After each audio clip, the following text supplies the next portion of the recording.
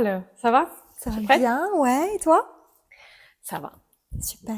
Alors, Elisa, merci d'être avec nous aujourd'hui. Tu es counselor. Mhm. J'ai bien dit le Ouais, terme. Donc, tu es exactement. counselor depuis maintenant 6 ans, 7 6 ans? ans, 7 ans. 6 ans à OK, Maurice et j'avais fait aussi un an en Afrique du Sud, du coup. OK. Tu te spécialises donc dans le traumatisme donc après des abus sexuels ou abus sexuels sur enfants. Oui, ou pas forcément, ça peut être aussi n'importe quel psychotrauma, pas forcément en lien avec les agressions, Mhm. mais ça peut être voilà, d'autres traumatismes aussi. Ok. Ouais. Et tu es assez connue sur les réseaux sociaux, on va dire. Je sais pas si tu te considères comme influencer ou juste quelqu'un qui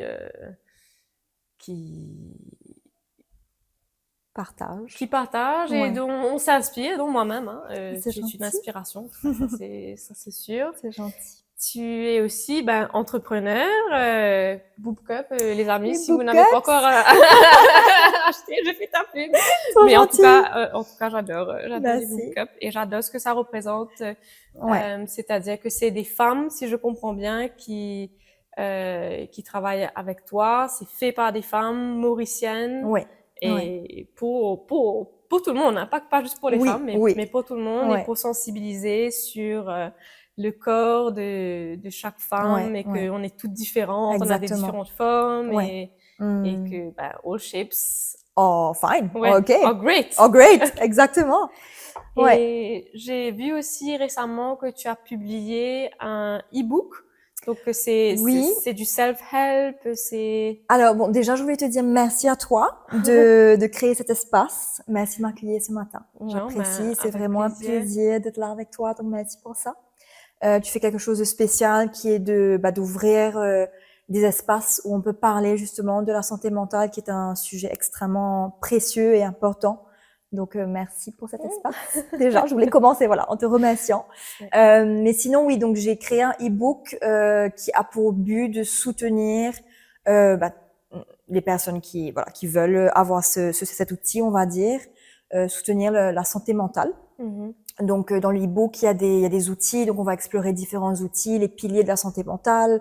Donc, ce qui peut nous aider, ce qui peut nous soutenir, voilà, quand on traverse une épreuve difficile ou même quand ça va, mais simplement, en fait, soutenir, en fait, notre santé de manière générale, même si Mhm. c'est une période où ça va. Mais je crois qu'il y a plein de choses à faire, en fait, pour se sentir bien, donc le bien-être. Mhm. Et voilà, on explore les émotions, on explore les pensées, et puis il y a des fiches, un peu des worksheets, si on veut, avec des différents outils à explorer, différentes thématiques en lien avec la santé mentale. Ok, Donc ben voilà. super, super. Tu es aussi donc une yogi, donc c'est-à-dire prof de yoga. Alors oui, j'ai été certifiée prof de yoga, donc Ok. je suis partie faire mon yoga teacher training en Indonésie en 2023, Mhm. mais pas dans le but de devenir prof. Donc je ne suis pas Ok, prof, je ne donne d'accord. pas de cours de yoga, Ok. mais j'avais envie d'avoir cet outil en plus par rapport à mon métier de counselor pour utiliser en thérapie quand parfois, voilà, que ce soit les exercices de respiration, que ce soit le mouvement. Dans mon healing journey à moi, ça Mhm. m'a énormément aidé de faire du yoga tous les jours, de bouger Ok. mon corps, de revenir en fait à mon corps et à reconnecter avec mon corps au travers du mouvement, au travers de la respiration. Mhm. Donc c'était un outil que j'avais envie d'utiliser aussi en thérapie pour soutenir mes clients. Ok. Ok. Et donc du coup j'avais envie d'être certifiée pour vraiment voilà avoir un outil voilà qui est certifié, pas juste Mhm. Mhm. utiliser les techniques sans avoir la formation derrière. Ok, super, Donc ouais, je crois que super. c'est précieux, c'est important de Ouais. prendre soin. Enfin, tout ça, c'est connecté, hein, Ben notre oui, bien santé sûr, physique, notre bien santé sûr. mentale et Ouais. ouais. Mais tu es aussi une porte-parole pour le droit des animaux, l'environnement, et aussi tu as de très belles recettes aussi Ah, j'aime bien, sur ta ouais, page. une Donc, passion, ouais, une de mes passions. ok. Ouais, je dois dire que j'ai toujours été très sensible pour la cause animale. Mhm. Je crois depuis que je suis très petite. Voilà, les animaux, c'est quelque chose qui me touche profondément. Même parfois, je me dis que c'est un peu anormal la profondeur à laquelle je peux être touchée. Je me dis wow. Mais ouais, c'est quelque chose qui me touche et toute cette souffrance qui est en lien aussi avec les animaux. Ça me touche particulièrement. Donc, ça fait quelques années maintenant que je suis végane, que j'ai choisi de ne plus consommer des animaux, enfin de plus manger les animaux. Et puis, j'ai aussi pour moi, c'est une passion de cuire. Depuis très petite, je me rappelle, j'étais dans la cuisine en train de faire des recettes, voilà, devant une caméra qui n'existait pas, en train de faire comme si que je faisais une recette à la télé, parce que j'adorais regarder les télés, le Cuisine TV, je crois que c'était, Cuisine TV, un truc comme ça. Donc bref, donc ça a toujours été une passion. Donc j'aime bien partager des recettes parfois et pour moi cuire c'est aussi un moyen de revenir à l'instant présent. C'est presque méditatif parfois. Après une longue journée, je prends plaisir à cuire et à être dans la cuisine, à créer. Je trouve que c'est très créatif aussi comme moment. Donc voilà. Je te rejoins pas du tout dessus. Ah ouais, il y a plein de gens qui n'aiment pas. Il y a plein de gens qui n'aiment pas et je peux comprendre. Non, j'aime pas. Mais j'ai voulu faire une belle cuisine, mais enfin bon, je vois ça. Mais c'est pas trop. La pâtisserie, oui, mais la cuisine, je pense que il y a des personnes qui sont douées, tu sais, à savoir qu'est-ce qui va avec quoi. Bon, je peux suivre une recette, c'est devant moi, ok. Mon partenaire est pareil. Aller penser non ça se marie bien avec ça, non pas du tout. Mais par contre pour la cause animale, je suis pas encore végane, j'ai envie d'arrêter. Bon, déjà je mange plus de la viande rouge, ça c'est depuis très longtemps. Mais oui, j'adore les animaux, peut-être même trop aussi. Mes amis me disent toujours que quand on est dans un environnement ensemble et qu'il y a par exemple un chat ou je les oublie. Directement, tu es attiré par eux. Au milieu d'une conversation, je peux juste arrêter et aller voir le chat ou l'animal. Oui, j'ai senti aussi que j'ai senti dans ton dernier podcast quand tu parlais de ton chat, ça m'a beaucoup touché ce moment où tu parlais de ton chat du coup, qui t'a beaucoup aidé dans ton cheminement. Et c'est que les animaux ont cette magnifique capacité à pouvoir être là d'une manière inconditionnelle, à donner de l'amour, à offrir du réconfort. Et même les chats, par exemple, j'ai cru comprendre aussi qu'ils régulent notre système nerveux au travers de leur ronronnement. Oui, exactement. Donc en fait, rien qu'en caressant et le ronronnement qui est du coup c'est rythmique, un rythme. Et en fait, ça calme notre système nerveux et puis c'est une présence qui est là aussi, une présence soutenante. Oui, définitivement. C'était au moment de me marier, c'était un peu compliqué parce que mon époux, il avait peur des chats. Il a eu un épisode un peu traumatique dans son enfance. Et tu sais, très souvent avec les animaux, c'est comme ça. Une fois qu'il y a quelque chose qui se passe, on est un peu marqué pour la vie. Bien sûr. Et donc, je savais pas comment j'allais pouvoir vivre loin de mon chat. Bien sûr. Et puis heureusement, c'est lui qui m'a dit, tu sais, je pense que tu devrais amener Midou ici. Et j'étais comme, ah mon Dieu, heureusement, parce que dans ma tête, j'étais comme, je vais habiter ici de temps en temps et puis je vais repartir à la maison familiale avec mon chat. Je vais passer quelques nuits là-bas. Donc, je savais pas trop comment ça allait se passer, mais heureusement qu'il a compris que c'était un package deal, en fait, que j'aurais pas pu, en fait. C'était toi et le chat, pas toi sans le chat. Voilà. Exactement. C'était vraiment un package deal. Donc, et c'est chouette qu'il a été aussi ouvert à ce que le chat vienne et peut-être justement travailler sur certains traumatismes, sur certaines peurs, sur certaines C'était difficile pour lui au début, surtout que Midou, il dort au lit avec moi. Et c'était difficile au début de ne pas l'avoir dans la même chambre que moi. Et pour lui aussi, pour Midou aussi, c'était difficile parce qu'il n'avait pas l'habitude. Et maintenant, s'il te plaît, il dort sur mon époux. Mais mon époux me dit aussi, ah, mon chat. Je dis, pardon. Ah bon, ton chat, ok. Même notre chat, je dis, non, c'est mon. Il est à moi. Mais voilà, je te remercie en tout cas d'être là aujourd'hui, d'avoir accepté d'être mentale avec moi chez moi aujourd'hui et de participer à cette conversation que je trouve nécessaire et importante. Oui, avec grand plaisir. Donc, première question, je pense, c'est quelque chose que je me suis toujours un peu demandé. Je sais que autour de moi, c'est quelque chose avec des amis, on en parle et c'est peut-être à tort ou à raison. Euh, Parle-nous de ta santé mentale à toi en tant que counselor. C'est-à-dire, pour moi, quand je pense à toi, je pense que ça doit être difficile parce qu'il y a tes clients, donc tes patients qui viennent toute la journée et que pour moi, dans ma tête, hein, c'est peut-être à préjuger, c'est que tu as du négatif tout au long de la journée. Donc, comment est-ce que toi, tu fais pour gérer ça? Parce que moi, je pense à moi-même, hein. Je pense au fait que quand ça va, Ouais, ben, je vais moins à ma thérapie ou je mets en pause pendant quelques ouais, mois ouais. jusqu'à ce que, ah mince, là, ça va pas, il faut que je reprenne. Mmh, Bon, je suis en thérapie on and off depuis, depuis 5 ans, mmh. mais c'est vrai qu'effectivement, pour moi, quand ça va, ben, je continue pas hein, avec mon thérapeute et puis quand ça Ouais, va pas ben je lui envoie un petit message et je lui dis j'ai besoin de ouais, nutrition et ouais, puis ben là on reprend pour ouais, ouais. quelques On and semaines off, quelques ouais. mois Mmh. quand je sens le besoin euh, donc parle-nous enfin j'ai vraiment envie de comprendre tu sais bah the other side en fait. Bien sûr.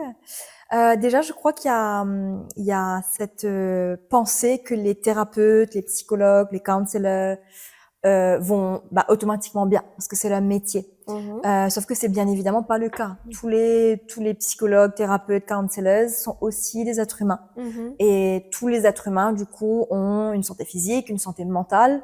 Et donc, du coup, il est tout à fait bah, humain de parfois de traverser des moments difficiles en lien avec notre santé mentale. mhm, Toutes les personnes sur cette terre vont à un moment donné ou à un autre avoir des périodes difficiles en lien avec leur santé mentale.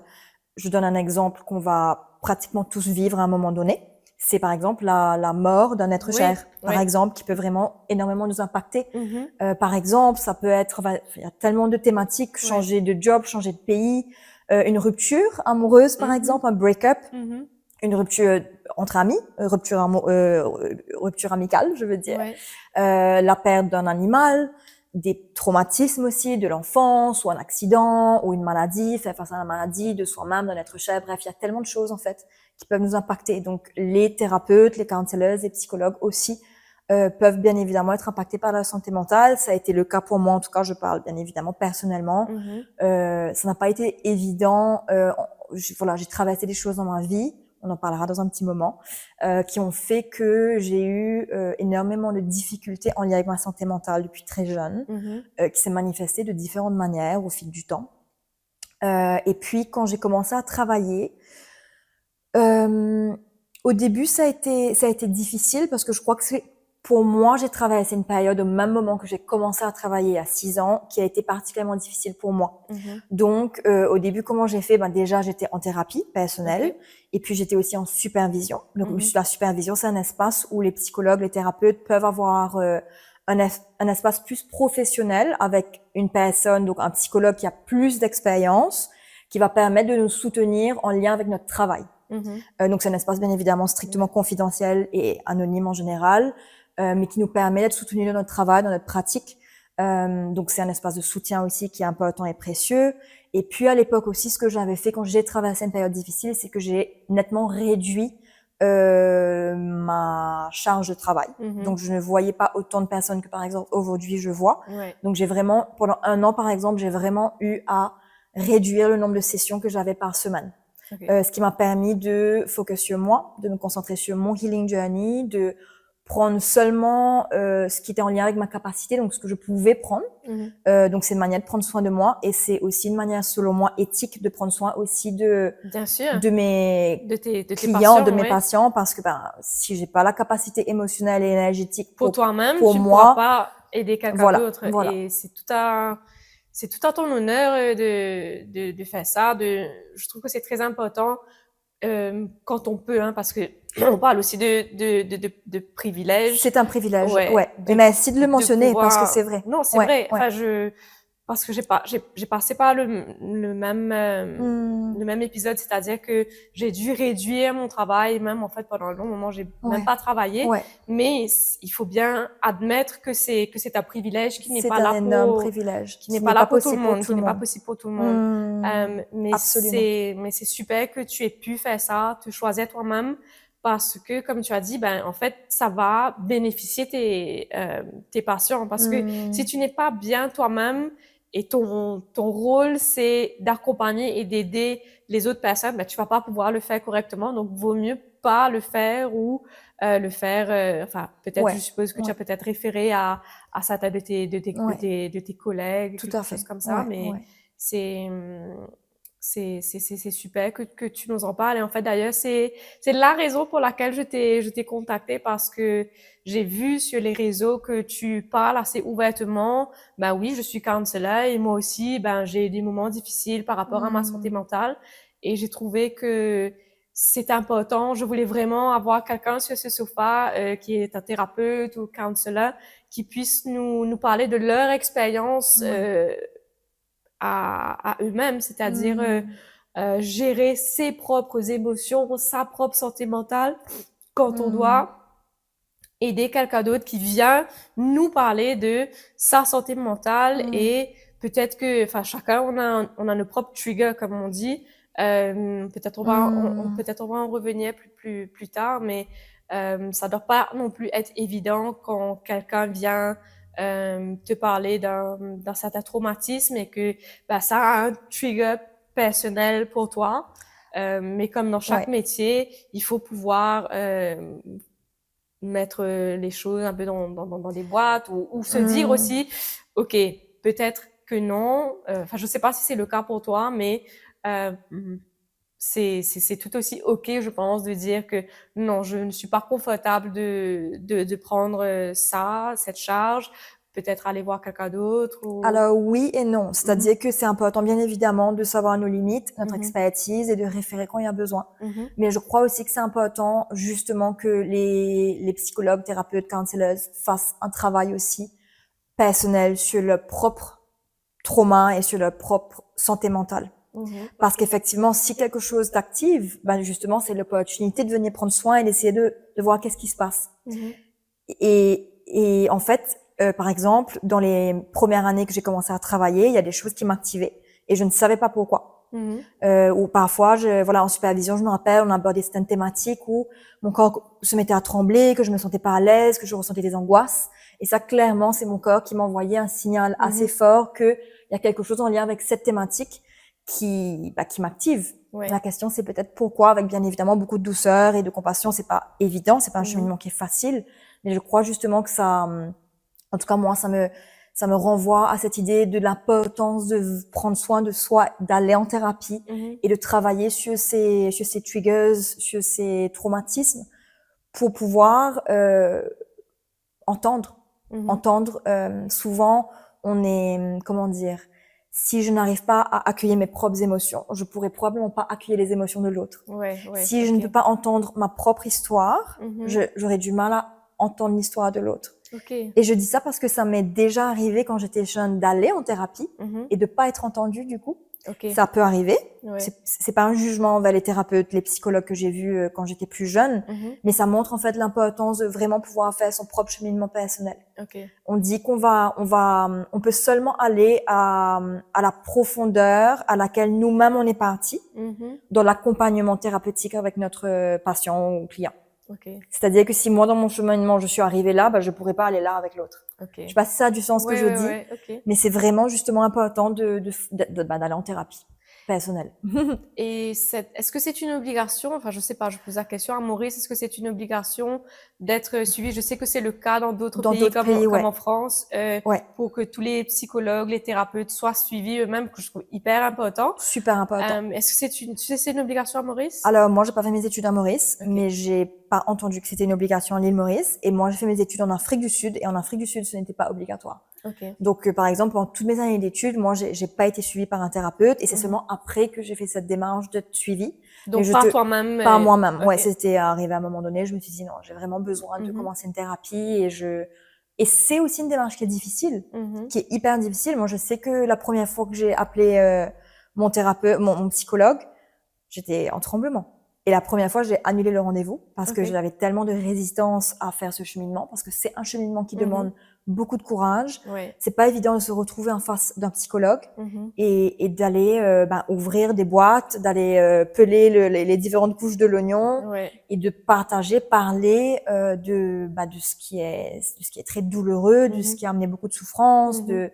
de nos émotions. C'est hyper dur. Donc voilà, c'est vraiment une démarche qui est difficile, mais je te rejoins sur le fait que selon moi, ça devrait être un requirement, ça devrait être obligatoire entre guillemets, Mhm. d'encourager en tout cas grandement les psychologues en formation ou les futurs psys à être en suivi eux-mêmes. Je crois que c'est extrêmement important. Ouais. Ouais. Je trouve que pour certaines professions, en tout cas, moi, je peux parler en tant que qu'avocate où j'ai travaillé avec beaucoup de femmes victimes d'abus et aussi d'enfants Ouais. victimes d'abus sexuels, etc. Et il y a des moments où c'est difficile Ouais. parce qu'il y a une relation qui se crée avec cette personne. Comment savoir où mettre les limites? Quand tu travailles dans un certain milieu pro bono, cette personne n'a pas les moyens d'aller voir un Ouais. counselor ou un psychologue, c'est pas quelque chose qui est available pour eux. Donc tu deviens un petit peu un tout là et Ouais. tu sais pas trop comment gérer en fait parfois. Donc je trouve que certaines fois c'est important de pouvoir en parler, d'avoir un peu des tools aussi. Ouais. Parce que en thérapie, c'est ça aussi pour moi, personnellement, c'est je dirais pas que mon thérapeute me donne quelque chose, tu sais, sur un plateau, il me donne pas les tools, mais on les trouve ensemble au Ouais. fil des Ouais. années. On a trouvé ce qui marche pour moi, ce qui marche pas pour moi et comment me protéger. Et donc d'avoir eu certains de ces tools au fil du temps pour pouvoir gérer mes émotions et gérer ces personnes aussi, savoir comment mettre des limites aussi parce que c'est super important. Donc, je pense que il y a des professions comme ça où je pense que même les médecins, Ouais. Oui. moi je pense souvent aux médecins, il y a certains types de médecins qui voient la mort tous les Tout à fait, ou jours. qui annoncent aussi des nouvelles Voilà. qui peuvent être potentiellement traumatisantes, annoncer certaines maladies, ou ça peut être un choc pour la personne, et Ouais. l'importance aussi après c'est difficile, j'imagine aussi un métier qui c'est pas si évident, mais je crois que aussi avoir les outils pour pouvoir communiquer Communiquer. certaines nouvelles Ouais. avec de la bienveillance, Ouais. avec peut-être de la douceur, avec de la compassion. Ouais. Et comment se protéger soi-même et puis protéger sa famille aussi. Tout à Parce fait. que tout ce qui se passe au travail, qu'on le veuille ou non, on ramène ça un peu à la maison. Ouais. Donc comment protéger sa Et vice versa. famille, etc. Donc, Ouais. et donc aujourd'hui, tu es là pour nous partager Ouais. ton propre vécu, ton Mm. propre traumatisme. Ouais. Donc je t'en remercie. Avec plaisir. Mais donc vas-y, peut-être tu peux Ouais. Partager un petit peu nous par rapport à partager un ça. petit peu Très bien. Ouais. qu'est-ce que tu voudrais nous partager Ouais. aujourd'hui? Donc, comme je te disais, c'est la première fois que j'en parle publiquement. Enfin, publiquement, de manière ouverte. Donc, ma famille, mon conjoint, mes amis, bien évidemment, sont au courant de ce que j'ai vécu. Mais c'est la première fois que j'en parle publiquement. Pour moi, l'intention, en tout cas, d'en parler aujourd'hui, c'est de sensibiliser par rapport à cette thématique, de briser certains tabous et peut-être aussi d'apporter une petite lumière pour toutes les personnes qui ont vécu ça. Ouais, pour que Donc, ces personnes ne se sentent pas seules et ouais. c'est d'où là l'idée et le but de ce podcast. En plus. Donc, merci à toi pour cet espace, encore une fois. Mais oui, donc du coup, j'ai été victime de violences sexuelles dans l'enfance. J'ai été victime d'inceste. Je pense que j'avais entre 4 et 8 ans. Donc l'inceste, ça veut dire que l'auteur de violence était un membre de ma famille, donc il est toujours vivant, mais je le considère bien évidemment plus comme ma famille. Donc voilà, et donc j'étais très très petite. Et suite à ces violences, j'ai eu ce qu'on appelle une mémoire traumatique, qui est encore très peu connue Peut-être tu peux nous expliquer un petit peu. Ouais, définitivement. Donc une mémoire traumatique, ça veut dire que certains événements traumatiques, donc ça peut être une mémoire traumatique partielle ou totale, Dans mon cas, ça a été total. Mais en gros, ce que ça veut dire, c'est que lors de l'événement traumatique, c'est tellement violent ce qu'on vit que notre cerveau va disjoncter, c'est-à-dire qu'il ne va pas pouvoir intégrer l'information de ce qu'on est en train de vivre dans la partie qui va stocker la mémoire. Donc l'hippocampe, une partie du cerveau qui va stocker la mémoire, l'information en fait ne va pas pouvoir rentrer dans cette partie du cerveau pour être stockée en mémoire. Voilà, comme par exemple ce matin, je sais que je me suis réveillée, je sais que j'ai pris mon café, etc. Donc là, ma mémoire, elle peut fonctionner, on peut dire. Ouais. Donc en fait, cette mémoire traumatique, elle ne peut pas être intégrée. Donc c'est comme dans un différent hard drive Voilà. Que tu n'as pas accès tous les jours et c'est, si je comprends bien, c'est un moyen que ton cerveau a de se protéger Exactement. lui-même. Voilà. C'est tellement violent en fait de vivre ça que et on parle de mort psychique en psychologie, donc je sais que c'est des termes assez psychologiques, mais on vient vraiment parler de mort psychique, c'est-à-dire qu'il y a la personne, il y a une partie de soi qui meurt concrètement, donc c'est une mort psychique dans ce moment, mais c'est un réel risque de mourir aussi physiquement, de par l'intensité de cette violence. Et des hormones de stress, donc cortisol, adrénaline, qui vont se sécréter dans le corps. En fait, ça devient un risque non seulement pour notre cœur et aussi pour notre cerveau. Donc, dans ce moment-là, en fait, le cerveau va disjoncter pour nous protéger. Ça va relâcher une substance qui va nous dissocier, donc nous déconnecter de notre corps. Et dans ce moment-là, en fait, la mémoire ne peut pas être intégrée. Donc, en fait, la mémoire, donc, j'aime bien l'exemple que tu as pris parce que c'est pas que la personne a oublié, ce n'est pas un oubli. La mémoire, elle est toujours là. C'est juste qu'elle n'est pas accessible. Et comme tu dis, c'est une façon de se protéger. Donc, en gros, la mémoire va être stockée dans une boîte. Et ça paraît complètement incroyable de se dire que le corps et le cerveau est capable de faire ça. On se demande même est-ce que c'est possible. Et vraiment, en fait, de le vivre, bah oui, c'est tout à fait possible. Et donc, du coup, la mémoire, elle est stockée dans une boîte. Donc, par exemple, moi, quand j'ai grandi, je n'avais pas accès à cette boîte-là. Et dans mon cas, ça a été une mémoire traumatique totale dans le sens où je n'ai plus du tout de souvenirs de mon enfance jusqu'à l'âge de 12 ans.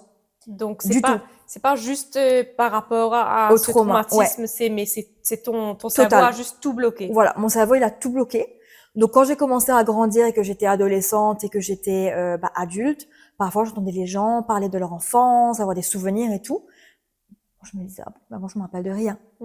Et en études de psycho, je me rappelle qu'un prof, à un moment donné, on a abordé la thématique de la mémoire, bien évidemment, et il disait qu'en général, on est supposé se rappeler de notre mémoire à partir de 4-5 ans, de l'âge de 4-5 ans. Ah bon? Ouais. Ok. Où on est supposé se rappeler de, voilà, la partie du cerveau qui aura la mémoire consciente va se développer vers 4-5 ans. On est supposé se rappeler de certains événements, de notre enfance, etc. Et je me rappelle à ce cours, j'étais là en mode, ah ouais, trop bizarre. Enfin, moi, je me rappelle de rien jusqu'à l'âge de 12 ans. 12 ans. Ouais. Okay. C'est comme si que je suis née, en fait, c'est pareil bizarre, hein, mais c'est comme si que je suis née à l'âge de 12 ans. Zéro souvenir. Et est-ce que, disons, je sais pas si c'est le cas pour toi, mais par exemple, à partir de 12 ans, tu as vu une photo de toi quand tu avais 4 ans ou 5 ans, et quelqu'un t'a raconté une histoire par rapport à ça. Donc, ce que tu te souviens, en fait, c'est de ça. C'est pas tu n'as pas de souvenir de ça, mais en fait, tu penses que tu te rappelles parce que tu as vu une image et on t'a raconté, ben ça c'était ton doudou préféré et tout. Donc en fait, 100%. tu te rappelles de l'histoire qu'on t'a racontée par rapport à une image, mais en fait c'est pas ta mémoire à toi. C'est ta mémoire d'une histoire qu'on t'a racontée par rapport à ton passé, mais c'est pas ta mémoire des événements qui s'est passé. Tu as tout à fait extrêmement bien résumé ça. C'est-à-dire que les gens vont te dire, ah oui, tu te rappelles que... Et là, ce qui peut se passer, peut-être parfois, c'est que tu vas peut-être te raccrocher à un morceau de mémoire qui peut revenir en surface et te dire, ah bah oui, effectivement, je me rappelle. Ou alors, comme tu dis, en fait, tu te rappelles pas vraiment, mais tu vas te rappeler par ce qu'on t'a raconté. Donc, ça devient, tu vas intégrer cette nouvelle information comme un souvenir, mais en fait, c'est pas vraiment le souvenir. Ou alors, parfois, ce qui peut arriver, c'est que tu vas peut-être connecter avec ce bout de mémoire et tu vas te dire, ah bah oui, effectivement, je me rappelle. Et là, ta mémoire se revient, enfin, ce bout de mémoire se reconnecte, si tu veux, dans ton cerveau. J'aime bien cette image, souvent en thérapie, quand quand j'explique la mémoire traumatique en lien avec des vécus de ce que mes clients traversent, je fais un dessin, donc il y a un papier, et je mets plein de petits points. Et puis, sur une moitié, je connecte les points. Donc ça, c'est la mémoire on a accès à cette mémoire-là. Et ensuite, tous les autres points qui sont pas connectés, du coup, sont là, mais c'est juste que c'est pas encore connecté. Et souvent, ce qui se passe, c'est qu'on peut faire un travail de venir reconnecter les points petit à petit, donc en faisant un gros travail donc thérapeutique, en allant se rappeler, en allant essayer de reconnecter à notre enfance au travers des souvenirs, au travers des photos, au travers voilà, demander aux gens qui étaient présents lors de notre enfance, pour essayer de reconnecter en fait à ces morceaux de souvenirs. Donc donc voilà, moi ça a été du coup plusieurs années qui ont été Et bloquées. comment est-ce que donc, parce que si tu nous en parles aujourd'hui, c'est que ben tu as eu ces souvenirs, tu as eu accès à cette mémoire qui était stockée dans dans cette boîte. Qu'est-ce qui chez toi, est-ce que je sais que dans certains cas, il y a souvent ce qu'on appelle un élément déclencheur, enfin tout à fait. chez toi, comment ça s'est passé? Comment est-ce que tu as eu accès à cette boîte de souvenirs? Ouais, alors très souvent, effectivement, il y a un élément déclencheur, voilà, une odeur, un endroit, une présence, un ton, une personne, un sentiment, quelque chose qui qui ouvre la boîte. Dans mon cas, donc ça n'a pas été ça. Dans mon cas, en fait, depuis très jeune, j'ai manifesté beaucoup de symptômes qui n'ont pas été compris à l'époque, en sachant aussi qu'à l'époque, il y avait très très peu d'éducation, de psychoéducation sur cette thématique. Donc bien évidemment, la génération d'avant n'était pas conscient des symptômes qui pouvaient se manifester en lien avec les traumas, les violences sexuelles. Donc, mais depuis très jeune, en fait, j'ai manifesté beaucoup de symptômes de mal-être. Et en grandissant, j'ai toujours senti qu'il y a quelque chose qui n'allait pas. Je me sentais pas bien, je ressentais ce mal-être constamment. Et puis, donc, quand j'étais en études, toujours, voilà, j'étais pas bien. Enfin bref, voilà, j'ai toujours ressenti qu'il y avait un mal-être. Et puis, quand je suis retournée à Maurice, qui pour moi, en fait, quand j'ai habité en Afrique du Sud, je m'étais dit, plus jamais j'ai envie de retourner à Maurice. Ne comprenant pas pourquoi. Maintenant, je sais, parce que l'île Maurice, pour moi, ça représente là où j'ai vécu les violences, là où l'auteur de violence habite. Donc, en fait, c'était aussi une sorte de protection de ne pas revenir dans cet endroit qui pourrait ouvrir la boîte. Et finalement, j'ai été bloquée ici pendant le Covid. Donc, j'ai pas trop eu le choix, mais je crois que la vie a voulu me pousser. Et quand je suis retournée à Maurice, voilà, je n'allais vraiment pas bien. Je me sentais vraiment pas bien. Et donc, du coup, je me suis dit, bon, je vais arrêter de boire de l'alcool, parce que l'alcool me faisait me sentir très, très mal émotionnellement le lendemain. J'étais vraiment, je me sentais complètement déprimée, voilà, pas bien. Donc, j'ai arrêté de boire de l'alcool. Après, je me suis dit, bon, je vais essayer peut-être de faire du yoga. Je faisais du yoga tous les jours. Je respirais. J'essayais de dormir bien. J'avais l'impression de tout faire, mais malgré que je faisais tout, en fait, je n'allais toujours pas bien. Et finalement, à un moment donné, je me suis dit non, il faut que j'ai besoin de comprendre qu'est-ce qui fait que ça ne va pas. Et j'avais toujours ce sentiment que quelque chose s'était passé dans mon enfance. C'était comme un inner knowing, que quelque chose s'était passé, mais que je n'arrivais pas à mettre le doigt dessus. Je me rappelais de rien. Et donc, du coup, un jour, j'ai pris un énorme courage d'appeler un psy spécialisé dans les psychotraumatismes. Et je l'ai appelé et j'ai pris un premier rendez-vous. Je me rappelle, j'étais en tremblement. Parce que du coup là, mon corps savait bien évidemment que j'allais ouvrir une grosse boîte quoi. Et dès lors de la première session, je lui ai dit, écoutez, j'ai l'impression que voilà, il y a un truc qui s'est passé dans mon enfance, mais je ne me rappelle de rien. Il m'a dit, ok, qu'est-ce qui vous fait dire ça? Et là, je lui ai dit tous mes symptômes depuis l'enfance à maintenant. Et il m'a juste regardé, il m'a dit, ouais, effectivement, de ce que j'entends, il y a probablement quelque chose qui a dû se passer. Et en fait, ça a été la première personne de toute ma vie qui est venu me donner permission d'ouvrir cette boîte, parce qu'il a validé qu'effectivement quelque chose n'allait pas. Toute ma vie, et je ne blâme pas les personnes qui l'ont fait, parce que je pense qu'il y a justement tellement de tabous, on n'en parle pas, il n'y a pas assez d'éducation dessus, il n'y a pas assez d'informations, donc les gens, il y a beaucoup de personnes qui n'étaient pas forcément malveillantes, mais qui ne savaient pas. Mais souvent, j'ai entendu des choses comme j'étais capricieuse, comme je faisais des caprices, comme mais non, Elisa, c'est la princesse. Donc mes symptômes souvent ont été invalidés.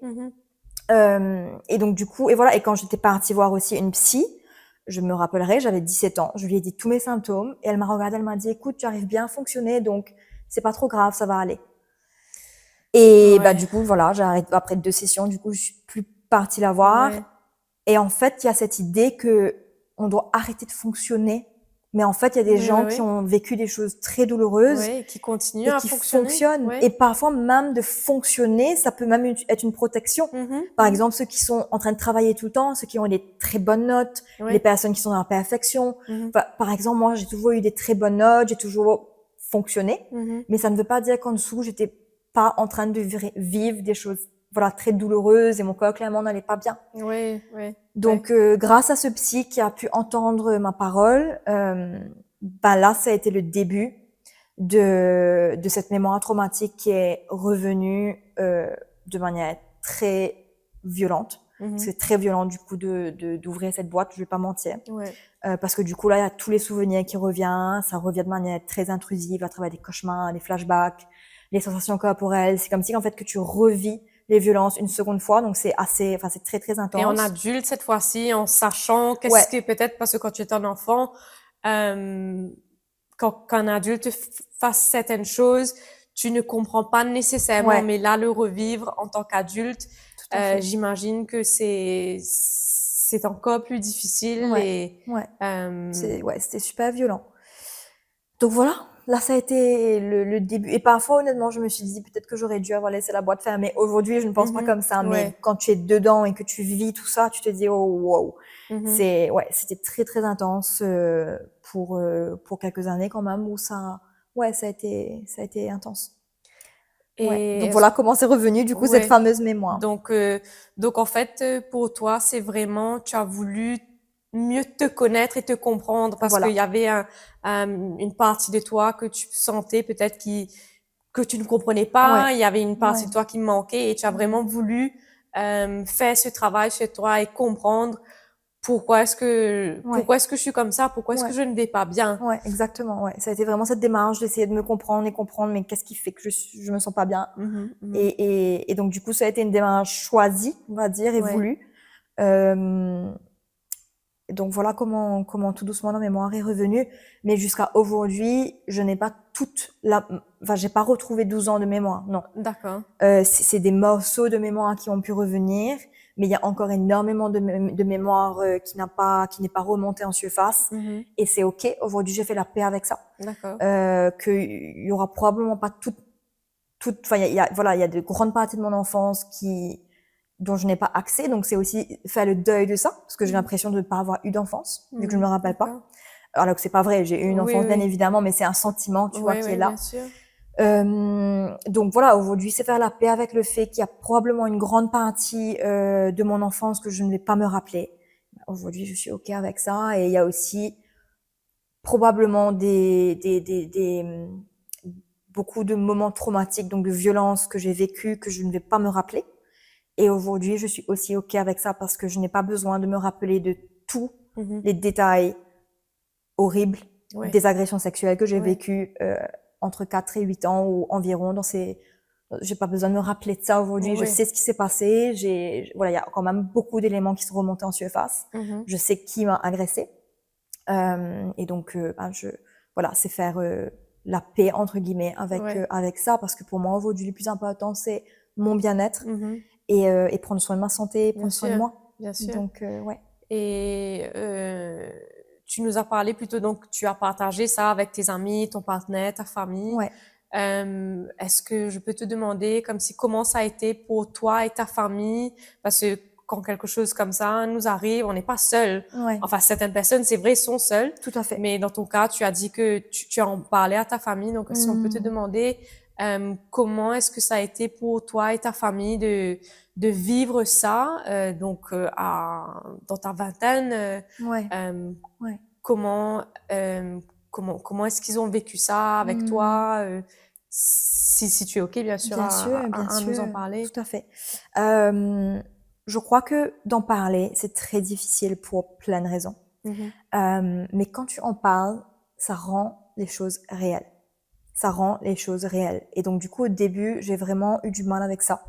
Parce que pour moi, comme une certaine partie était dans une boîte, à chaque fois que j'en parlais, en fait, je me rendais compte à quel point, oui, c'est vrai, ça s'est vraiment passé. Donc, c'est très difficile, en fait, à intégrer ça et se dire non, c'est vrai, ça s'est passé. Donc, à chaque fois que j'en parlais à haute voix, c'est comme si que je venais confirmer toutes les violences et donc, du coup, toutes les émotions et toute la souffrance qui vient avec.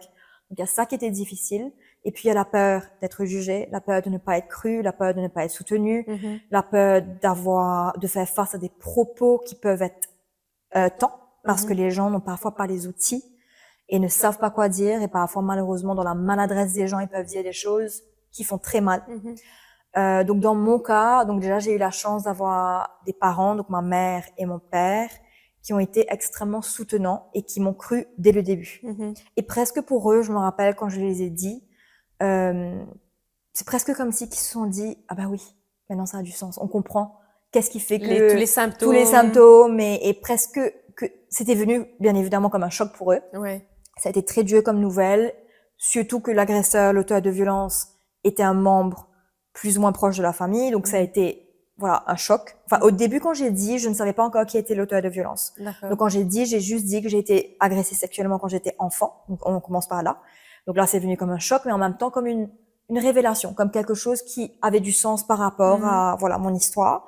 Mes parents ont été extrêmement soutenants. J'ai eu beaucoup de chance. Je suis très reconnaissante pour ça. Ils m'ont cru, ils m'ont soutenue. Ils ont respecté aussi mon espace. Au début, j'avais besoin d'espace. Parfois, j'étais pas prête à en parler. Parfois, voilà, il y a eu quelques mois aussi où j'avais beaucoup d'émotions aussi à process. Donc, il y a eu quelques mois où j'ai peu parlé à ma famille, où j'avais besoin d'un peu de rentrer dans ma coquille. Donc, ils ont su respecter aussi mes différentes émotions, voilà, ça a ouvert la conversation sur plein de choses, sur plein de thématiques. Donc, j'ai eu cette chance. J'ai aussi un frère et une sœur qui ont été soutenants. Plus tard aussi, donc j'ai eu le consentement de ma sœur pour pouvoir le dire, mais ma sœur aussi, du coup, a été victime, donc ça, elle l'a su plus tard aussi. Donc moi, j'ai été l'élément déclencheur de ma sœur. Elle m'a donné le consentement aujourd'hui pour pouvoir en parler aussi. Donc ça, c'est venu après. Donc au début, quand j'ai parlé à ma sœur, pour elle, ça a été voilà un tsunami. On peut bien évidemment comprendre cela. Et ensuite, donc ça a été mon petit cocon familial. Et puis quand il s'agissait des personnes moins proches de ma famille, là ça a été pour certains accueilli, pour d'autres non. Et il y a des personnes dans ma famille avec qui j'ai décidé du coup de couper complètement le contact. Des personnes qui ont eu des propos qui m'ont heurté, qui n'ont pas été soutenants et qui ont, de par leur choix, choisi de continuer à fréquenter et à voir l'auteur de violence. Et ça a été un choix pour moi, du coup, d'arrêter de voir ces personnes-là. Donc ça aussi, ça a été pas difficile. C'est des personnes avec qui j'ai été proche. Mais pour moi, au moment où quelqu'un a su ce qui m'était arrivé et a quand même décidé de continuer à fréquenter la personne qui m'a agressée, pour moi, ça n'avait pas de sens, en fait, de maintenir un lien avec des personnes qui soutenaient, qui protégeaient l'auteur de violence. Ça, c'est un choix personnel que j'ai fait pour me protéger. Donc voilà, donc ouais, parfois ça a été difficile, parfois il y a eu aussi des gens qui ont eu des propos qui m'ont heurté, qui m'ont blessé. Parfois il y a des gens qui questionnaient si ce que je dis était vrai. Donc ça aussi c'est très douloureux de faire face à ce genre de commentaires, de venir douter de l'intention de la personne. Exactement, quand tu libères la parole, c'est déjà extrêmement douloureux de le faire et en plus de ça, parfois d'être envoyé à des questionnements, à des doutes. Voilà, il y a même une personne qui m'a dit oui, ce que j'ai vécu c'est très dur, mais les enfants en Afrique, ce qu'ils vivent, c'est extrêmement dur. Enfin, des choses parfois qui n'ont pas de sens. Tu vois, dans la société, les gens parfois ne sont pas équipés pour pouvoir. Oui, je pense que ce que tu dis là, c'est vrai effectivement. Je crois qu'il y a un manque de. J'ai l'impression, bien sûr, ce que j'ai vécu, ce que tu as vécu, c'est pas du tout la même chose.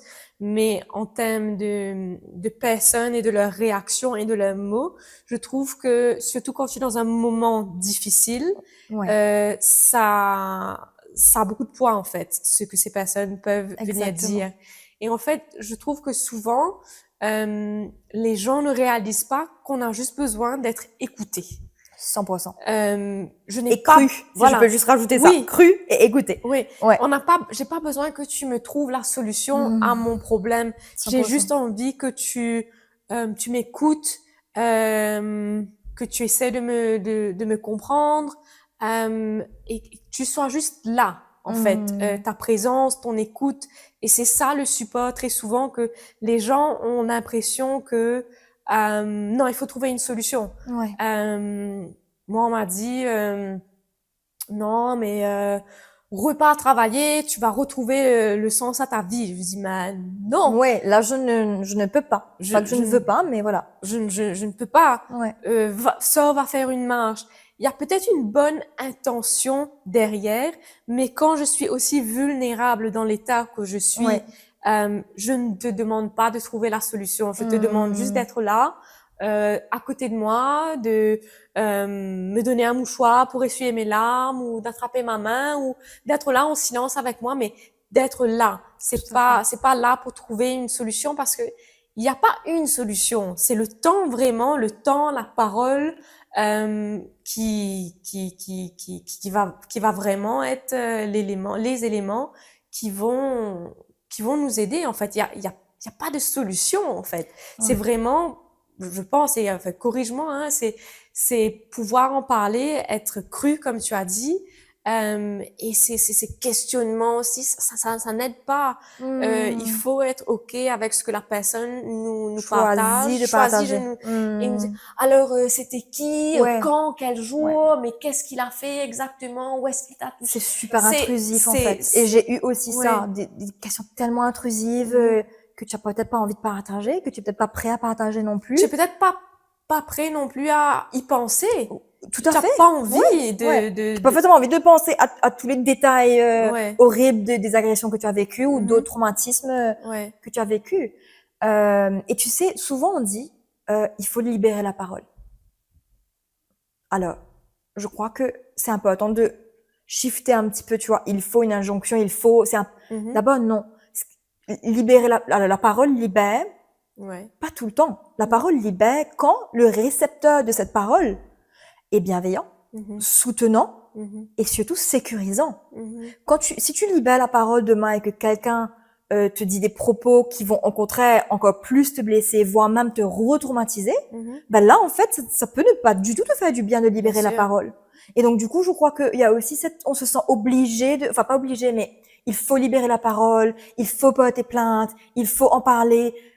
Non, en fait. Mhm. C'est vraiment aller au rythme. Enfin, la personne, moi, j'invite ceux qui ont vécu ça ou ceux qui sont sur ce cheminement de s'écouter. Mhm. De s'écouter. Et parfois, en fait, c'est OK si tu n'es pas prêt ou prête à libérer cette fameuse parole. Mhm. Peut-être que pour le moment, et c'est OK si tu n'es pas prêt ou prête à aller en thérapie. Mhm. Ou si tu n'as pas envie de porter plainte, ou si tu n'as pas envie de parler publiquement, ou si tu choisis de dire à telle ou telle personne, en fait.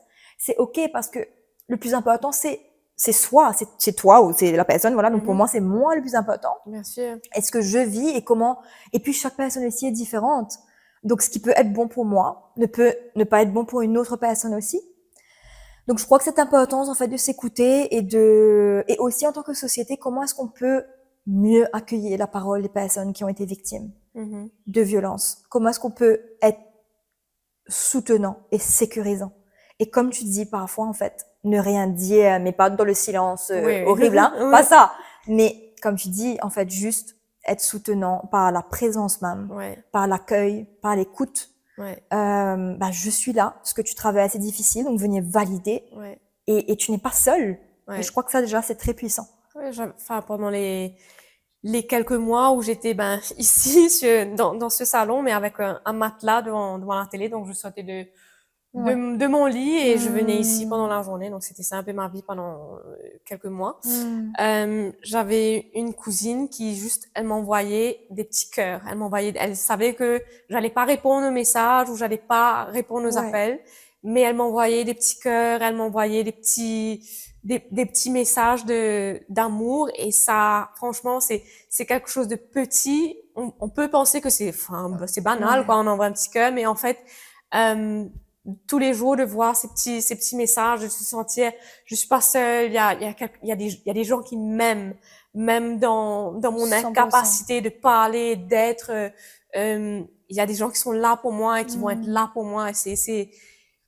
ça fait toute une différence en fait de savoir qu'on a des gens Qu'on qui n'est pas nous aiment seul. no Mmh. matter what et encore une fois, c'est un privilège parce que tout le monde n'a pas ce support system et cette chance, comme toi, d'avoir fait les bons choix, d'avoir été en thérapie. La thérapie, ça coûte Ça cher, coûte hein. très cher. C'est pas donné à tout le monde. Ouais, Euh, enfin, le prix, et puis, bah, c'est une thérapie sur le long terme. oui. Donc, comme tu disais, là, tu partageais que tu as été plusieurs années en thérapie. Oui. Pareil pour moi aussi. Oui. Quand j'ai rapidement calculé le budget, par exemple, de combien ça m'a coûté, enfin, c'est le prix d'une voiture, quoi. Je viens de te dire façon de parler, enfin, Oui, oui, une oui. voiture, une petite voiture. Oui, oui. Non, Mais c'est vrai que mais c'est un investissement c'est un alors, c'est un investissement par contre. dans ta santé, dans ton... Alors là, 100%. Ouais. Dans ta santé, aujourd'hui, par exemple, je dors comme un bébé, ce que j'ai jamais pu faire avant. J'avais des Mhm. grosses insomnies, auparavant, je dormais carrément pas. Mhm. Donc,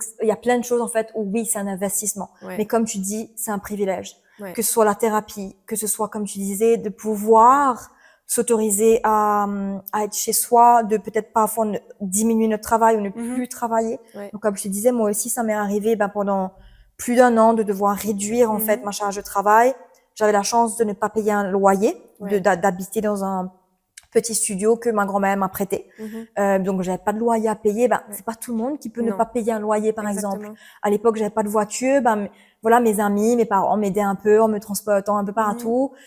Ça aussi, c'est un privilège, par Ouais. exemple. Ouais. Et je te rejoins sur l'importance d'être soutenu Mhm. et d'avoir ce support system qui n'est pas le cas pour tout le monde et parfois même une personne. Ouais. Notre support system, souvent on imagine d'avoir plein d'amis, plein de gens, Mhm. mais parfois d'avoir une ou deux personnes avec qui tu peux te sentir en sécurité, Ouais. avec qui tu peux te sentir soutenu et de ne pas avoir de pression. Mhm. Quand tu es pas bien, moi c'est quelque chose que j'ai eu une ou deux ou quelques-unes très bonnes copines qui sont toujours mes amies aujourd'hui, qui ont pu être là pour moi, qui ont pu m'entendre, qui ont pu m'écouter, mais qui ont pu aussi comprendre que tu sais, à cette époque, parfois j'annulais en dernière minute. Ouais. Parfois j'étais pas bien, parfois j'avais pas envie de voir des gens, parfois je n'étais pas en capacité de voir des gens. Ouais. Je ne dormais plus, je faisais des cauchemars tous les soirs, j'étais Mhm. pas bien, j'avais des angoisses, c'était horrible. Et d'avoir des copines qui ont pu comprendre que oui, à la dernière minute j'annule, et qui ont pu m'aimer, et qui ont pu me dire c'est ok, t'inquiète pas, Ouais. et qui ont pu être là. Je trouve que ça n'a pas de prix, tu vois. Ouais. Donc ouais, ce support système-là, je crois pas. Enfin, on est des êtres de connexion. Mhm. On a besoin des uns des autres. Et c'est Ouais. top d'entendre que ta cousine, par exemple, Ouais. a pu ça paraît a small gesture, Ouais.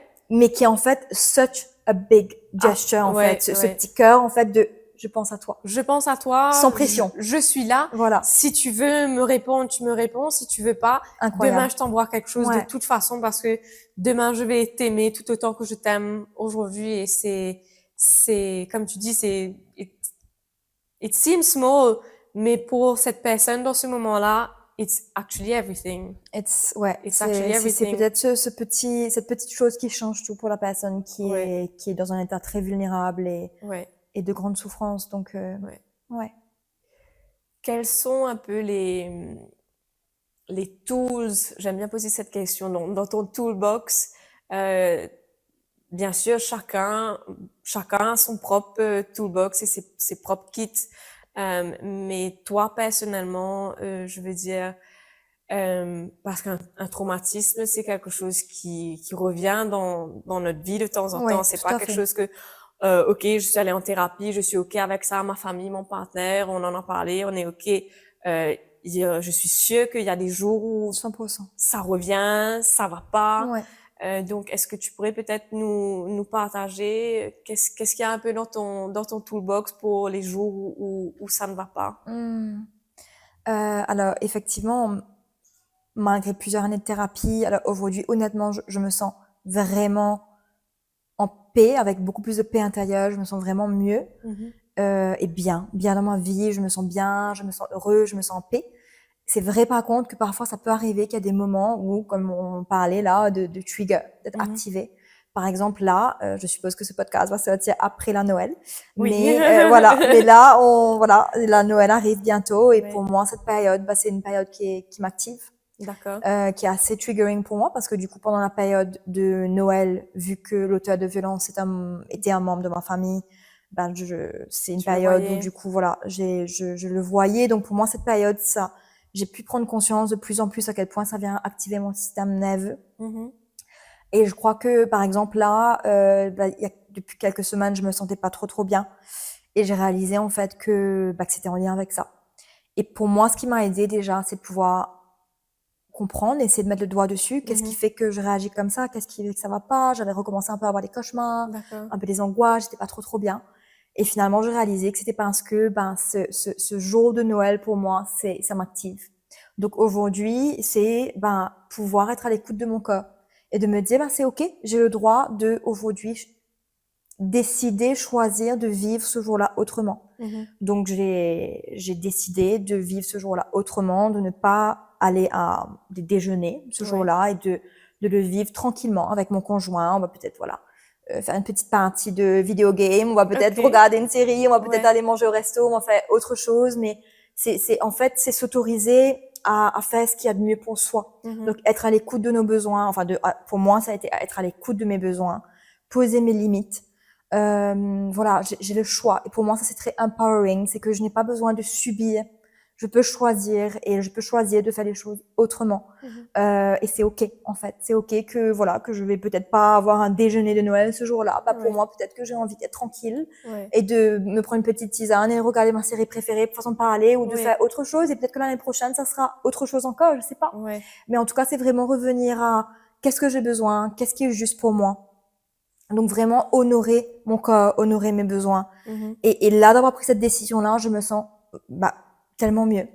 Je dors mieux, je me sens mieux. Le sommeil, par exemple, c'est quelque chose de très important pour moi. Donc comme je disais, un des symptômes, c'est des grosses insomnies, des gros problèmes en lien avec le sommeil toute ma vie. Donc j'ai vraiment très peu dormi. Parfois, je dormais 2, 3, 4 heures. Parfois, je ne dormais pas carrément, tellement j'avais des angoisses et un mal-être en lien avec le soir. Et aujourd'hui, de mettre en priorité mon sommeil, de dormir 8 heures à 9 heures tous les soirs, c'est un cadeau que je m'offre à moi et mon système nerveux et mon corps. Et donc, du coup, parfois, je préfère refuser un dîner, par exemple, et pour pouvoir dormir, plutôt que de mettre, après, je suis pas non plus rigide. Parfois, je vais à des dîners. Hier soir, j'avais un dîner de Noël. C'était ok. Mais voilà, le sommeil, c'est important. J'ai un très petit cercle. Ça aussi, c'est important pour moi, la qualité plutôt que la quantité. Je préfère avoir des personnes avec qui je peux vraiment me sentir bien, honorée, soutenue, et vice versa aussi, puisque c'est cette réciprocité dans le lien, plutôt que d'éparpiller mon temps et mon énergie. Voilà, c'est un petit cercle de personnes et ça, c'est ce qui me convient. Et en fait, mettre en priorité ma paix d'esprit. Pour moi, aujourd'hui, c'est vraiment la priorité de ma vie, de me sentir en paix et de me sentir bien. Et tout ce qui peut contribuer à cette paix d'esprit-là, tant mieux. Et tout ce qui ne contribue pas, sorry, but not sorry. Voilà, en gros. Donc voilà un petit peu. Après, il y a la respiration, pour parler vraiment d'outils concrets. La respiration, ça m'aide. Par exemple, ce matin, comme je te disais, j'étais un peu stressée de venir ici. Moi aussi, j'étais un peu stressée. Tu m'as stressée parce que je croyais que tu allais venir en avance. Je suis pas prête, je suis encore en pyjama. Alors, je blâme mon partenaire qui veut tout être en avance. C'est pas moi. Mais non, no stress. Donc la respiration. Voilà. Donc, par exemple, ce matin, juste une respiration profonde, en fait, et de se rappeler de se sécuriser. C'est ok. Voilà, c'est ok d'en parler, c'est ok de libérer la parole, parce que aussi quand on s'est eu au téléphone, j'ai bien senti que tu étais hyper bienveillante, super douce, tu m'as mis à l'aise, tu m'as bien dit voilà, il y a aucune obligation. Donc tu as créé un espace sécurisant pour moi aussi, donc c'était un rappel à mon corps que I'm safe to speak up, c'est ok d'en parler. Comme je te disais aussi, d'en parler aujourd'hui, c'est de dire en fait, comme je sais pas si tu connais Gisèle Pellico, un cas très connu en France. La honte a besoin de changer de camp. Bien sûr. Et le silence ne sert que les auteurs de violence. Le silence ne me sert pas ni à moi, ni à toutes les personnes qui ont été victimes ou qui malheureusement seront victimes. De ne pas en parler permet aux violences de continuer. Et je ne dis pas aux personnes qui ont été victimes qu'ils doivent en parler, absolument pas, parce qu'encore une fois, chacun son cheminement. Mais pour moi, aujourd'hui, c'est de me dire, c'est ok d'en parler, en fait. C'est ok. Et pour moi, là, au stade où je suis arrivée dans ma vie, comme je te dis, c'est la première fois que j'en parle publiquement, ça a du sens. Ça a du sens parce que c'est important et c'est précieux. Et donc, ce matin, c'était aussi de sécuriser mon système et de me dire, it's okay to talk about it. I am safe, it's safe to do it. Donc, c'est aussi, parler à son enfant. Enfin, pour moi, ça a été beaucoup de travail avec mon enfant intérieur, de parler, de sécuriser. Et puis, le mouvement aujourd'hui. Et encore une fois, aucune injonction. Parce que quand on n'est pas bien, de bouger, c'est extrêmement difficile. Oui, c'est... Voilà. Et ça, c'est OK, encore une fois. Et Mhm. comme je dis parfois, peut-être que de bouger aujourd'hui, c'est ça. Ou peut-être que de bouger, c'est de sortir de son lit et aller aux toilettes, Oui, faire pipi. faire pipi, et puis revenir. repartir. Et c'est OK. Ouais. Donc, il y a vraiment aucune injonction quand je dis ça. Mais aujourd'hui, et en étant beaucoup mieux dans ma vie, Mhm. le mouvement me fait du bien. Donc, des marches, ça peut être du pilates, ça peut être des stretches. Ouais. Et ça fait partie aujourd'hui de mon toolbox de bien-être. Je sais que quand je vais dans la nature, que je bouge mon corps, que j'ai mes 8 heures de sommeil, que j'ai, voilà, que, là, je me sens au mieux Mhm. et que je me nourris de manière qui, moi, me fait du bien. Ça, c'est Ouais. unique à chacun, encore une fois. Il n'y a pas d'obligation. Voilà, c'est des petites choses, en fait, comme ça, qui, pour moi, sont un peu comme des piliers dans ma santé mentale et que aujourd'hui, it's not negotiable. Ouais. J'ai besoin de mon sommeil, j'ai besoin de mouvement, mais aussi Mhm. parfois, quand je le sens pas, c'est OK aussi de Ouais. ne pas aller au pilates Oui. et de rester dans mon lit et d'avoir plusieurs jours ou plusieurs, voilà, de ne pas bouger aussi, Mhm. d'être à l'écoute justement de ce corps qui Ouais. parfois a juste besoin de repos. Parfois, Ouais. on n'a pas forcément envie de bouger. Ouais. Donc, en fait, c'est vraiment être à l'écoute de soi. En tout Mhm. cas, moi, aujourd'hui, qui est important. Donc voilà un petit peu mes outils. Après, il y a mon chéri aussi qui, bien Mhm. évidemment, est un énorme soutien. Ouais. Certains amis, mes amis plutôt, pas Ouais. certains, mes amis, ma famille, donc il y a ces soutiens-là aussi. Et mon psy, donc actuellement, effectivement, je fais une petite pause de thérapie, mais je sais que si demain je ressens l'envie et le besoin de recommencer une thérapie, que ce soit avec lui ou avec quelqu'un d'autre, je sais que j'irai de l'avant, Ouais. parce qu'au final, il y a tellement de thématiques à explorer Exactement. dans Très notre vie, souvent, peut-être pas en oui. lien avec les psychotraumas, mais en lien avec d'autres thématiques Ouais. qui vont peut-être venir dans le futur, et c'est OK de repartir en thérapie ou Oui, de... oui, c'est vrai. Enfin, tu dis ça, c'est vrai que à ma dernière session avec mon thérapeute, je lui ai parlé d'un traumatisme qui m'est arrivé. Hmm. Et pendant les 5 ans où j'ai fait ma thérapie avec lui, on n'en a jamais parlé. Donc, j'étais comme, ah oui, c'est vrai, on n'a jamais parlé de ça. Ça veut dire que, au moment, dans les 5 années où j'étais avec lui, il y avait d'autres priorités. Et maintenant, ça va mieux. Ah, allons recreuser. Voilà, une autre couche de l'oignon oui, qui voilà, revient. l'oignon. Donc, et je trouve que c'est très, moi, j'adore. Je trouve intéressant parce que je trouve que je grandis après chaque session de thérapie. Totalement. Je comprends des choses sur moi-même, mais aussi sur les autres. Oui. Sur les autres. Et une des leçons, je pense que mon épisode, c'est pas un épisode, c'est ce qui m'est arrivé l'année dernière. Une des grandes leçons que j'ai appris de ça, c'est que très souvent, quand on parle à quelqu'un, la personne a une réaction. Et si la réaction n'est pas quelque chose qu'on a aimé, très souvent, on s'en tient à ça. Mais la personne a le droit à sa réaction. Parce que la personne est humaine. Elle a le droit sur le moment d'avoir été déçue, d'avoir été choquée, d'avoir été blessée. Tout à fait. Mais il faut y revenir. Ouais. Il faut revenir à ça et il faut communiquer parce que il y a une action et une réaction. Mais ça ne veut pas dire que cette réaction, c'est la réaction comme qui va rester. J'ai dit quelque chose, ça a blessé quelqu'un, mais on peut y revenir et 100%. s'expliquer. Non, en fait, j'ai dit ça à cause de ça. Et c'est humain et de savoir que on est tous humains. On a le droit de ressentir ce qu'on ressent parce qu'on est 100%. humain. Ouais. Mais c'est comment est-ce qu'on agit par rapport à nos sentiments. Ouais. Si on est jaloux, j'ai le droit d'être jalouse. 100%. J'ai De le ressentir, droit. en fait, J'ai la le droit. jalousie. Oui. Je suis humain. Voilà, c'est un C'est un sentiment. sentiment humain et je dois pas me sentir mal d'être jalouse. Au contraire, c'est bien que je sais que je suis jalouse, mais je ne vais pas agir de X ou Y manière. Et ça, c'est le comportement au final qui est peut-être important. Est-ce que le comportement est aligné avec mes valeurs? Mais le sentiment de jalousie a tout à fait le droit d'être là. Et d'ailleurs, en tant qu'humain, on va tous et toutes à un moment donné, dans plusieurs moments même, ressentir ce sentiment de jalousie. Et ce que j'aime bien aussi, c'est les émotions, les sentiments viennent nous apporter des informations. Par exemple, peut-être que la jalousie vient me dire, tiens, moi aussi, j'aurais bien aimé avoir la promotion que ma collègue a eue. Ça ne veut pas dire que je n'ai pas envie que ma collègue ait la promotion. Ça veut juste dire que j'aimerais. Et en fait, ça vient ouvrir un champ de possibilités. Ça va m'indiquer quelque chose que j'aimerais peut-être avoir. Et maintenant, la question, c'est comment je fais pour avoir ça? Peut-être que je peux travailler plus dur. Peut-être que je peux demander à mon boss. Peut-être que je peux, je sais pas. Enfin, il y a toutes sortes d'options. Oui, chercher un autre travail où on va me valoriser parce que peut-être ici, on me valorise pas. Donc, s'autoriser, en fait, à nos ressentis et à nos réactions. Et comme tu dis, en fait, l'importance de communiquer. Et pour moi, ça rejoint aussi cette idée de conflit. Le conflit, c'est naturel, c'est humain. et c'est sain. Ouais. Et tu vois, ça c'est un truc que mon partenaire m'a beaucoup aidé dans notre relation, c'est que moi j'ai une tolérance très basse au conflit. Mon partenaire, lui, il a une plus haute tolérance au conflit, et quand on a commencé à être ensemble, en fait, ça a fait que, wow, attends, moi j'ai une Oui, tolérance oui. très basse, et lui, au contraire, il est très ok avec le conflit, Mhm. et il m'a appris en fait à réaliser que le conflit c'est important, d'adresser les choses Ouais. c'est important, de se dire qu'on n'est pas qu'on a été heurté, comme tu dis là, qu'on a Mhm. été blessé, qu'on a quelque chose qui nous convient pas, Mhm. on en parle, on communique, quitte à se bagarrer. Ouais. Donc bagarrer, bien évidemment, étant très différent de violence. Hein. Ouais, bien Le sûr. bagarre, c'est on discute, On discute. on n'est pas Voilà d'accord. ça, le conflit, on a l'impression que c'est deux personnes qui s'engueulent, mais en fait, non, c'est discuter, Voilà, discuter. différentes opinions. Non, je suis pas d'accord. Voilà. Et c'est hyper sain, en C'est fait. ça, c'est important. Mhm. Parce que si on n'en parle pas, on va mettre ça sous le tapis, et puis il y aura peut-être de la frustration. Un jour, ça Et va puis, exploser. voilà, et puis il y aura j'aime bien le mot resentment, je sais pas c'est quoi la traduction en Oui, oui, oui. français, Ouais, ouais. mais resentment, c'est comme si quand tu as commencé à build ce feeling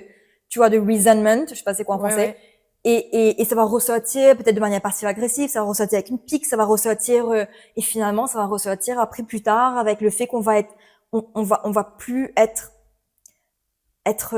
bien en fait, parce Ouais. qu'il y aura trop de choses qui vont faire barrière Mhm. au bien-être de la relation, là par exemple de couple, mais ça peut être aussi familial, Ouais. amical, etc. Et donc du coup ouais, vraiment je trouve que ça m'a beaucoup aidé aujourd'hui de réaliser que non, c'est super important de Mhm. partager. Et parfois on n'ose pas dire, de peur de faire du mal à l'autre, Ouais. de peur que on se bagarre, qu'on soit en Mhm. conflit, que X, Y, Z. Donc on va garder pour soi, Et on se mais fait du bouder. mal à moi-même. Oui, voilà. Et après, on Oui. va bouder, on va rester avec ça. Ouais, ouais, ouais. Alors que là, j'ai réalisé que quand il y a un truc qui se passe, qu'on l'aborde, qu'on Ouais. discute, que parfois on se dispute, que parfois, voilà, on a un moment de conflit. Ouais. Après, en fait, ça a été pris en compte. Et puis, il y a le moment de réconciliation où, Mhm.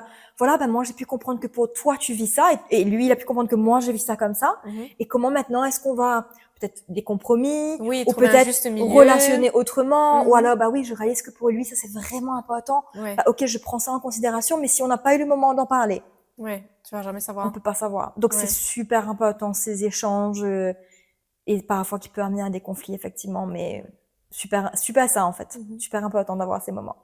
J'ai l'impression que, comme si on pourrait passer toute la Clairement, journée et ouais, l'après-midi, j'ai l'impression bon, c'est la première fois qu'on se rencontre, mais j'ai l'impression d'avoir une amie, une copine devant moi, donc franchement, pareil. merci énormément, en tout cas, de m'avoir fait confiance, en tout cas, avec ton histoire, ton vécu, ta vie, et ce qui t'est arrivé et comment tu as surmonté la personne que tu es devenue aujourd'hui. Merci énormément de m'avoir fait confiance et d'avoir partagé avec nous.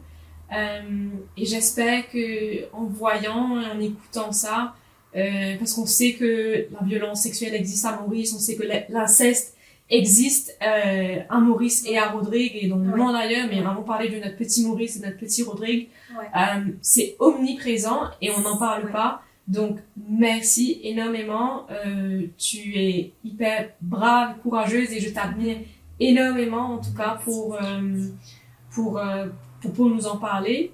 Donc je voulais te remercier merci à toi aussi d'avoir de parler de la santé mentale à travers ce podcast, de m'avoir invité déjà, d'avoir pensé à moi, et de m'avoir donné cette opportunité pour pouvoir parler un peu plus d'une partie de mon histoire, et de la thématique des violences sexuelles, de l'inceste, des violences faites aux enfants.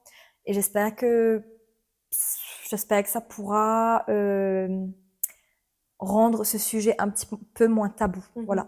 Ouais. Et qu'on puisse en parler. Et c'est ok d'en parler, c'est important d'en parler quand et si on se sent prêt ou prête. Il n'y a pas d'obligation, bien évidemment. Mais merci pour cet espace.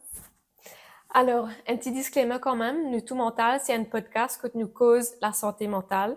Il n'est pas une alternative ou un remède à la thérapie ou l'aide professionnelle. L'aide professionnelle existait dans Maurice, il y en a un professionnel ici, mais nous pouvons mettre dans description le lien, le professionnel de la santé mentale qui est capable de contacter. Donc, si jamais ou bien un dimoun autour de ou peut souffrir, pas tarder, l'aide d'exister dans Maurice. Pas oublier, like, subscribe. Merci!